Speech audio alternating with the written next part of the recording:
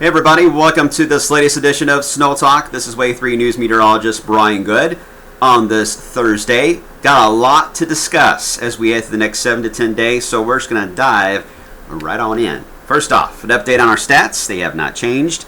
Still holding a trace so far for this season. As far as what the outlook is, alright, I have removed the chance for snowflake action really for the area tonight. That just does not look overly impressive to me at the moment. And even for Saturday night, that system continues to trend north. I mentioned this in the blog yesterday. That was a growing trend, and that trend continues now today enough to where I don't think it's going to be an issue at all. So that's been removed. So our issue now will be the main front, the Arctic front, when it moves through. Could see some snow flurries in the backside Tuesday, and then the 15th and the 18th. Man, we got a lot to talk about when it comes to that. So let's dive right on into what's happening now. And we've got some rain showers passing through the area. We've had a few reports of some small hail at times as these pass through the area. It's so cold aloft, and that doesn't surprise me at all. The freezing level is very low, so you can get a few areas of hailstones that could reach the ground. And as we broaden out the view, you'll see that we have a fairly active pattern overall across the Ohio Valley. I mean, you turn on the satellite, and you can see on the visible anyway how the cloud cover is very thick across the area as we've got this low pressure passing through. But notice it just does not have a lot of that moisture in the back edge, and that was the concern. This is not going to really be able to squeeze out a whole lot. So overnight tonight, any chance for anything frozen would be very close to the back side of this low as temperatures drop, but even that is looking marginal for that area. So overall, not a big ordeal. As out on the winds, you can see how the winds have been really picking up over the past, I would say, 24 hours. We've had them gusting in out of the north and west. I'll zoom in so you can see the speeds a little better, but overall it's been pretty breezy at times. Gusts 20 to as much as 30 miles per hour out of the west northwest, and that trend will continue for the night. So here it is on Futurecast. You see how the rain showers very speckled in nature overnight tonight. Not a big deal. Friday looks dry, no problems Friday. Saturday, that next wave, but look how far north it is. Earlier in the week it was diving it down toward areas of Michigan and Indiana and Ohio. Now it's just a very little weak boundary with a few rain showers or drizzle Saturday afternoon, and that's really about it. And that also means the temperatures for the weekend may not be as cold as originally thought. Take a look at the snow cover, though, before I get into the model details.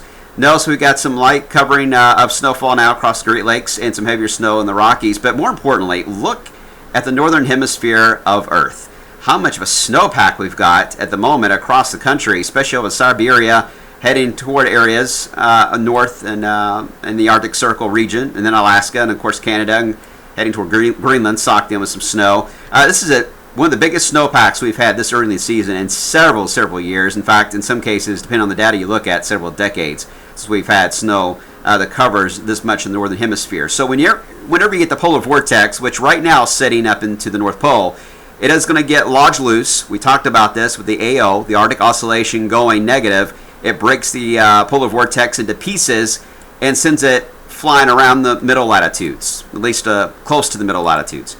And we're seeing one of the bigger chunks now move over areas of Siberia. Another chunk is going to come our way for next week. But what's important, though, is anytime you change the jet stream, you can create what we call a cross-polar flow.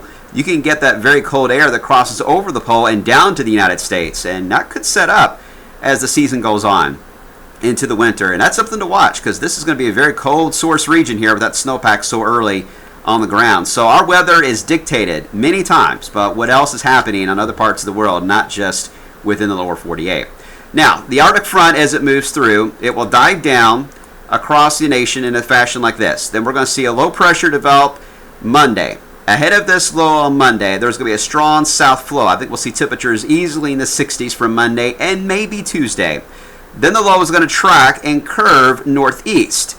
As it does so, it's going to have a decent area of low pressure with it, and then it'll drag the Arctic boundary behind it. I know it's a lot of lines here, but this is the GFS experimental model. I told you that the GFS model was upgrading to better resolution to 13K. This is available on weatherbell.com, by the way. We do not have it just in a lot of our systems yet, so it's kind of hard to find unless you're a paying customer on Weatherbell. But this is a look at the experimental model. And I say that because if you look, and a lot of you have access to the regular GFS operational model that you can see now on many websites, the low pressure on that today has the low pressure literally right over Kentucky and Louisville. And you see the difference that the 13K does. It's a much stronger low and located further to the north. So, and in the other models you'll see in a second agree with that strongly.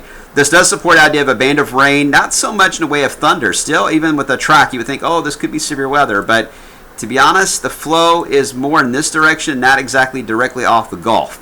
So you don't have the exact ingredients here to produce severe storms out of this, even though it's such a drastic change from 60s into Arctic air. But there is going to be a decent band of rain and very, very windy, certainly, as the low passes by. Let me show you the other models showing this. This is the Canadian.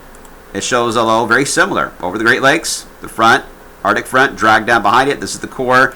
This 510 thickness is where the core of the Arctic area is at that point over Montana and the Dakotas, by the way, and this will be for Tuesday. Here's the European. Not much difference. European and Canadian agree very well on how this is going to set up, and even the experimental GFS. So very good agreement on the track of the low being off to the north here with a band of rain coming in on Tuesday. So it looks to be wet and windy for Veterans Day. Then we get into the interesting scenario for the 15th through the 18th. The Arctic air is going to be in control at this point. You see the core of it right in here. We're going to see an area of low pressure and maybe more than one. Energy is gathering here across the southern jet stream, the subtropical jet, in areas of Texas. The big debate now is there going to be a storm that's going to develop and then ride on the bottom side of this Arctic air and head out? Because that is a good storm track for wintry events here in the Ohio Valley. GFS is developing that, but it sends it offshore. And that is a common mistake the GFS does because the NAO is negative during this time.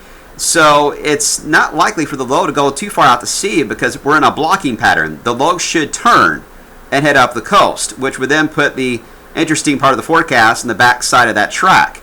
So I'm not sold on the GFS here being correct on the angle this is going to have. With such a strong high pressure at 1038, in some cases higher on some of the other models for this high pressure system, it should cause, and if the blocking pattern, it should cause this to turn more north than it is going out to sea.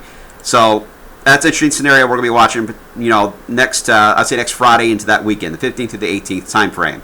And because of that, it is showing an accumulating snow for the Appalachians and perhaps even east of the Appalachians and the Carolinas heading to Virginia with that low hugging the coast. But I think that's wrong. Again, I think this is going to be more of a turn toward the north that'll take place. Here's the European, just came in.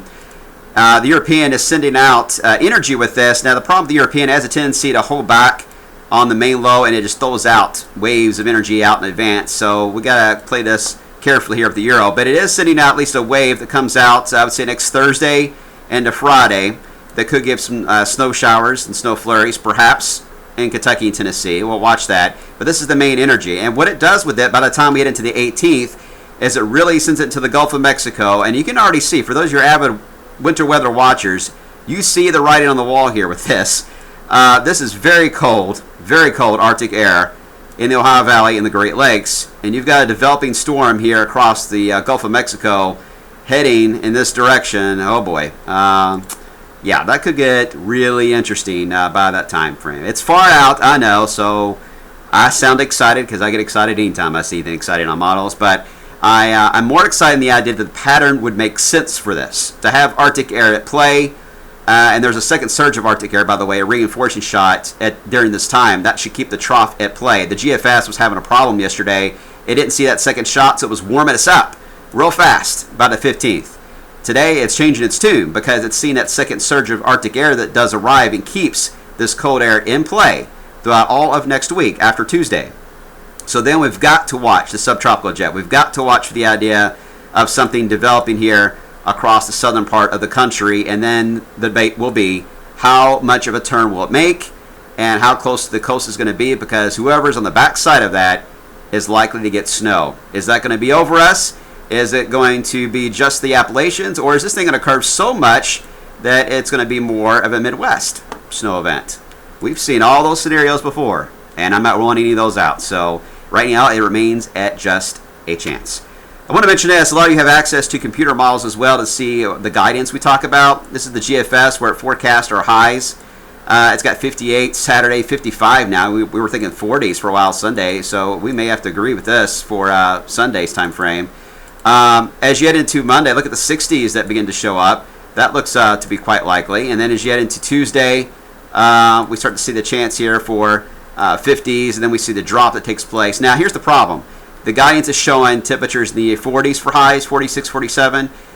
The GFS guidance here always tries to trend toward Climo, or the climatology, what's normal for this time of the year, as we head into the extended. So that's a flaw in the model. So I hope meteorologists are not falling for that, because I don't see it being in the 40s. I see it being a lot colder in the 30s. So if you see that, don't trust that model there on the extended end, because it has a flaw. All right, that's it for right now. I'm running out of time. I'll see you today at 5.